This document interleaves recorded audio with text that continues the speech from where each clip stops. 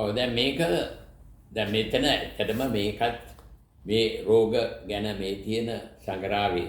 ඉතින් මේ රෝග ඔක්කොම සම්බන්ධයි. ඒ ඔක්කොටම බලපාන්නේ මේ ඉන්ෆ්ලමේෂන් තමයි බලපාන්නේ. ඉතින් ඉන්ෆ්ලමේෂන් හින්දා තමයි අපි ඔක්කොම මේ සෑම රෝගයක් බෝ වෙන්නේ නැති සෑම රෝගයක්ම හටගන්නේ ඉන්ෆ්ලමේෂන් නිසා. දැන් ඇත්තට මේ ඉන්ෆ්ලමේෂන් නතර කරන්න පුළුවන් හොඳම ක්‍රමය තමයි ග්‍රවුන්ඩින්. දැන් මම අහන්නේ ග්‍රවුන්ඩින් තුලින් පාකින්සන් රෝගයට සහනයක් ලබා දිය හැකිද කියලා. මොකද කරන්ට්ලි දැනට තියෙන ඖෂධ වලින් ඒගොල්ලොන්ට ඒ කියන්නේ ඒ රෝගය පාලනය කිරීමක් අඩුම වශයෙන් කියන්නේ සාමාන්‍ය එක්තරා දුරකට පාලනය කිරීමක් කරනවා. නමුත් ඒකෙන් ඇත්තටම නියම පාලනයක් සිද්ධ වෙන්නේ නැහැ.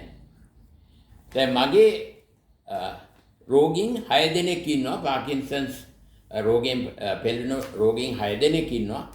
ඒ 6 දෙනාටම පුදුම ගුණයක් ලැබුණා මේ ග්‍රවුන්ඩින් ප්ලේට් එක පාවිච්චි කිරීමෙන්. පාකින්සන්ස් ගැන පොඩ්ඩක් කියන්න.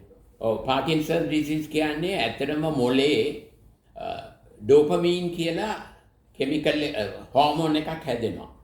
දැන් මේ ඩෝපමීන් එකෙන් තමයි අපිට ප්‍රීතිය ඔක්කොටම බලපානවා. ඒකල ඔක්කොම අපි ක්‍රියාකාරීත්වයට බලපානවා. දැන් ඩෝපමීන් අඩු වුණාම තමයි මේ පාකින්සන්ස් රෝගය හැදෙන්නේ. ඉතින් දැන් මේ 6 දෙනාටම තිබුණ ප්‍රධාන මෙයක් තමයි ඒගොල්ලන්ට නිින්ද නැහැ. මොකද මේ නිින්දෙදි තමයි මේ ඩෝපමීන් හැදෙන්නේ. ඉතින් මේගොල්ලන්ට නිින්ද නැහැ. තව එකක් තමයි ඒගොල්ලොන්ගේ පොදු ලක්ෂණය තමයි කොන්ස්ටිපේෂන්. ඒ කියන්නේ මේ මලබද්ධය. හරිද?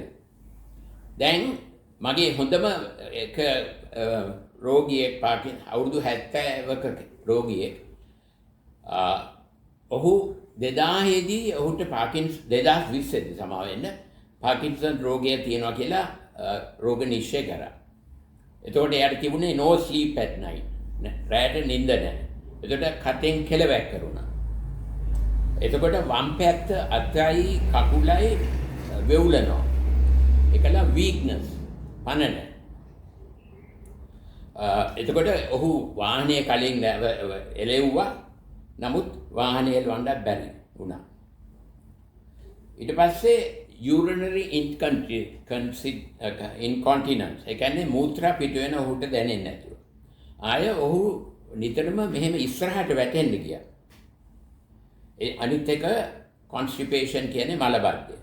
ආය ඔහුගේ aches and pains ඇඟ කැක්කුම.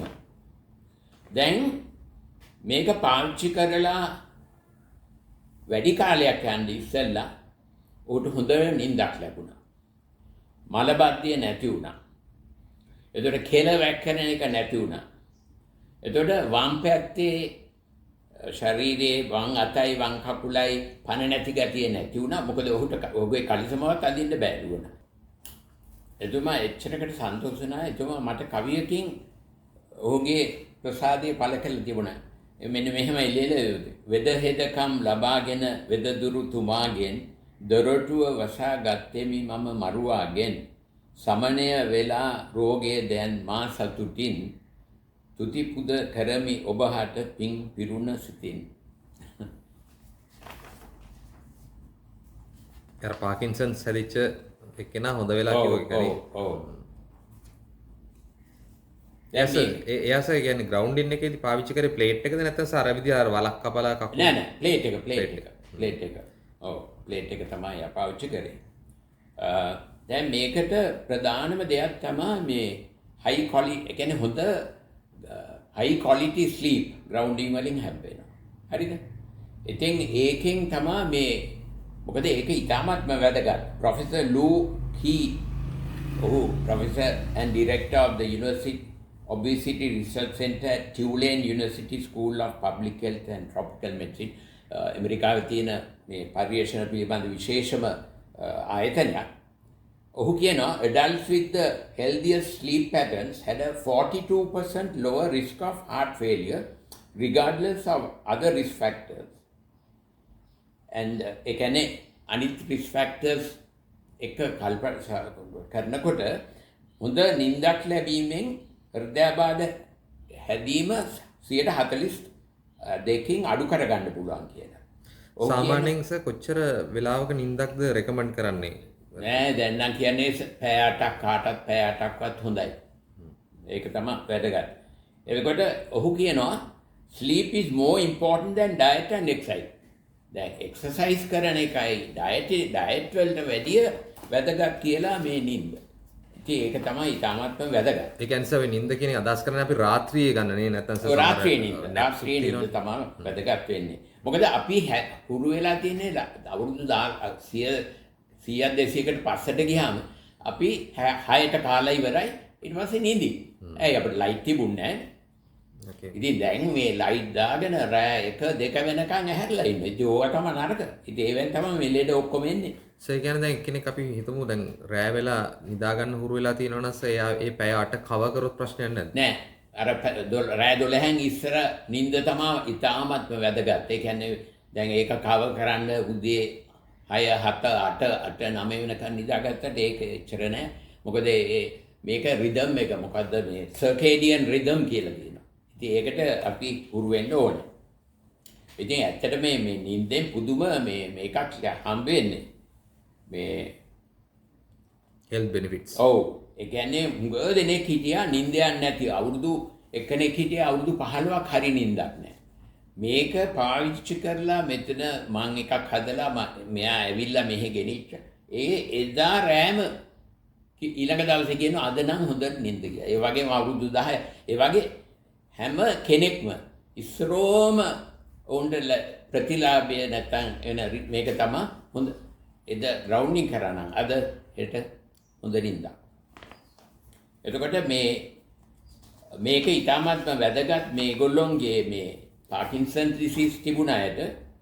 මොකද දැන් තව එකක් මම කියන්න ඕනේ. දැන් මගේ ඥාතිවරයෙක් ඉන්නවා අවුරුදු 58ක පිරිමියෙක්.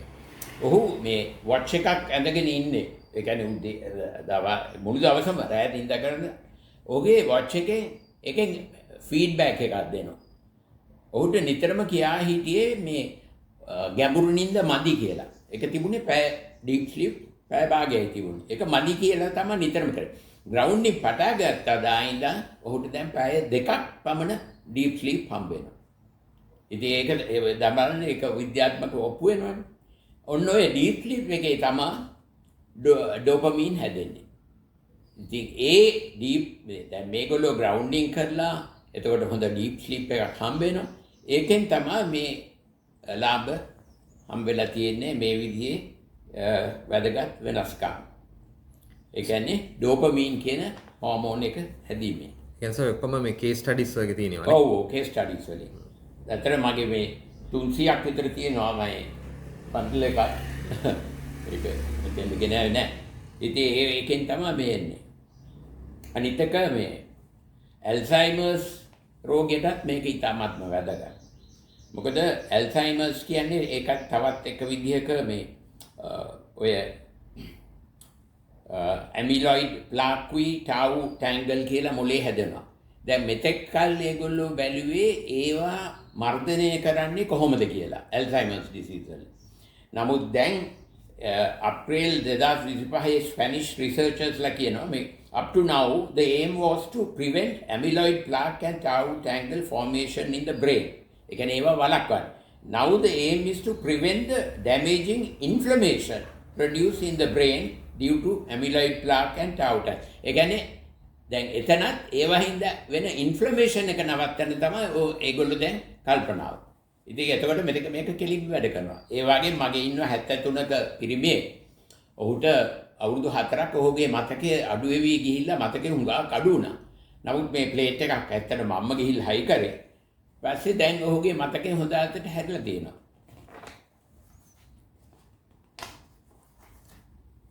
තව එකක් තමයි දැන් Parkinson's disease starts in the gut කියලා කියනවා. ඒ කියන්නේ බඩවැලේ පටන් ගන්න කියලා. ඒකෙත් සම්බන්ධතාවයක් තියෙනවා. මොකද බඩවැලේ තියෙන ඒ කියන්නේ බැක්ටීරියා හොඳ බැක්ටීරියා තිබෙන්න ඕනේ. එතකොට මේ පාකින්සන්ස් ඩිසීස් රෝගයට හුඟක් ඒකට ඒක වළක්වා ගන්න නැත්නම් පාලනය කිරීමට හුඟක් යෝග්‍ය වෙනවා. හරිද? ඉතින් මේක ඒගොල්ලෝ දැන් තියෙන රිසර්ච් පර්යේෂණයෙන් හොයාගෙන තියෙනවා. අපි ගන්න ආහාරවල යකඩ තියෙන්න ඕන යම්කිසි ප්‍රමාණයක්. ඒක ඉතාමත්ම වැදගත් මේ හොඳ බැක්ටීරියා අපේ ගට් එකේ තියෙන්න. දැන් ඒක දැන් නැචරල් විදියට කියන්නේ ස්වභාවික ලෙස තමයි ගන්න ඕනේ. ඉතින් ඒකට මේ ඇත්තටම හොඳම මොකද මේ ටැබ්ලට් අරම ඒවා ගත්තාම සමහර විට ඒ බැක්ටීරියා වලට විනාශ වෙන්න පුළුවන්.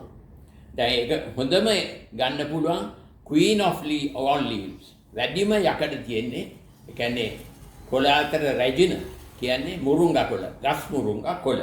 හරිද? ඒකේ පුදුම ප්‍රමාණයක් යකඩ තියෙනවා. ඒතකොට කැල්සියම් තියෙනවා. අනිත් ඒ කියන්නේ ස්පිනච් ඒ කියන්නේ නිවිති වලට වැඩිය අයන් යකඩ තියෙනවා. ඒ වගේම ප්‍රෝටීන් කියන්නේ සාමාන්‍ය වගේ තියෙනවා. ඒකල විටමින්. අනිත් එක ෆයිබර්. එතකොට ඒක ඊටාත්ම වැදගත්.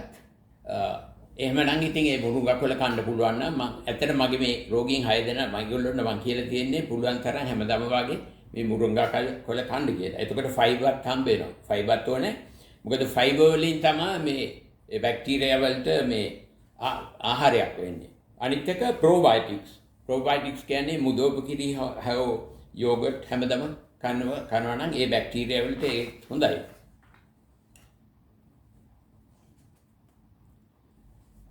අනිත් එක දැන් තව එකක් තමයි දැන් අපි ග්‍රවුන්ඩින් කරපුවාමත් මේ හොඳ බැක්ටීරියා හැදීම මේ හැදෙනවා.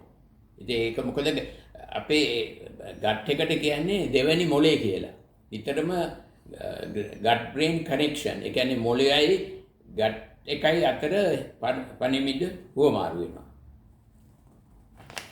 ඒතකොට ග්‍රවුන්ඩින් එකේ කොහොමද ඒක වෙන්නේ සාමාන්‍යයෙන් ගත්තොත් එහෙම ගට් එකට කොහොමද බලපෑමක් වෙන්නේ ඉලෙක්ට්‍රෝන වලින් විද්‍යාත්මකව ගත්තොත් නෑ ඒක වෙන්නේ දැන් ග්‍රවුන්ඩින් වලින් සිම්පතටික් කියන්නේ අර ඒක ඒ කියන්නේ fight or run fight or flight හරිද දැන් මේක rest and digest කියන්නේ resting and digestion එතකොට ලේ කුංගා කියන බඩ ගට් එකට. ඉතින් ඒකෙන් තමයි මේ beneficial effects එන්නේ. ඒතර සාමාන්‍ය බෙයාෆිට් ඇවිදින එකත් බලපෑමක් තියෙනව නේද? ඔව් බෙයාෆිට් ඇවිදිනවට වඩා හොඳයි කකුල් දෙක එක තැන තියා ඉන්නවනම්. ඇවිදත් හරි. දැන් මුහුදු වෙරළෙත් ඇවිදිනවනේ. ඒත් හරි. ඇවිදිනවට වඩා හොඳයි කකුල් දෙක මේ මුහුදු වෙරළේ එක තැනක මොකක් හරි ඉඳ ගන්න එකක් අරන් ගිහිල්ලා මෙහෙම ඒක ඇක්චුලි අර තෙතමනේ තියෙන්නේ. එතන කකුල් දෙක ගහගෙන ඉන්නේ. ඒතර මේ ප්ලේට් එක අපි ප්ලේට් එක දැන් අපි ක්‍රම 3ක් විතර කිව්වා. කියන්නේ ප්ලේට් එක පාවිච්චි කරන එක ප්ලේට් එක පාවිච්චි කරන්න බැරි අයට සමහර වෙලාවට අර මිදුලේ වලක් කපලා කකුල් දෙක දාලා ලුණු දාන වලක් නෙවෙයි ඇත්තටම එතන මේ පොඩි වලක් නෙවෙයි නිකන් පස් ටික බුරුල් කරලා රයිට් එකයි නැත්තම් ඇවිදින හෝ එක තැන තියාගෙන ඉන්න එක. කියන්නේ මේ ටික කරන්න බැරි නම්. එතකොට මේ අර මේ කොච්චර වෙලාවක් මේ ප්ලේට් එකේ ඉන්න ඕනද දවසට කොච්චර වතාවක් කරන්න ඕනද? මෙහෙමයි අඩුම වශයෙන් පැයක්වත් හිටියොත් හොඳයි. මුළු දවසේ ඉන්න පුළුවන් නම් තවත් හොඳයි. ඒකේ වැඩිවීමක් නැහැ. ඒකේ වැඩිවීමක් නැහැ. හැබැයි මෙහෙමයි ගොරවනකොට විදුලි කොටනකොට ප්ලේට් එක පාවිච්චි කරන්න එපා.